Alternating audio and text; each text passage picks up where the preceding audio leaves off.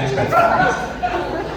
So Shekhar, నిజం చెప్పాలంటే ఈ ప్రపంచంలో మీకంటే అదృష్టవంతులు ఎవరు లేరండి. మహాలక్ష్మి లాంటి భార్య, రత్నాలు లాంటి ఇద్దరు పిల్లలు. అంటే మన వరప్రసాద్ సినిమా మూవీలో లాగా మీరందరూ అనుకుంటుంటారు, మనలాంటి మిడిల్ క్లాస్ వాళ్ళకి రత్నాలు కాకపోతే కోహినూరు వజ్రాలు ఇస్తామా అని లోపల అనుకుంటూ ఉంటారు.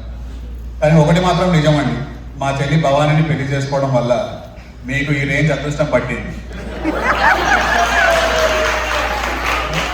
తను సాక్షాత్తు అన్నపూర్ణాదేవి.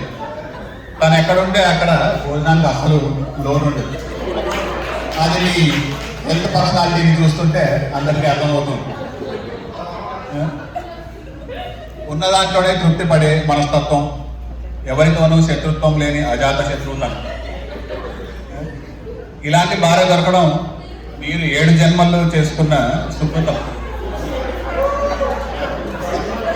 బాగా ఇంత మంచి భార్య దొరికినందుకు మీరు చేయాల్సింది ఒకటే, మా చెల్లిని ఇలాగే జాగ్రత్తగా చూసుకోవాలి.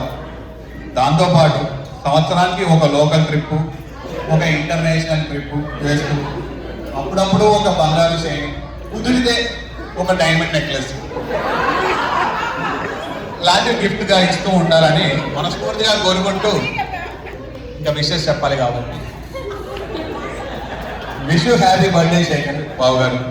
రాబోయే కాలంలో మీరు ఇంకా హ్యాపీగా హెల్తీగా ఉండాలని కోరుకుంటున్నాను.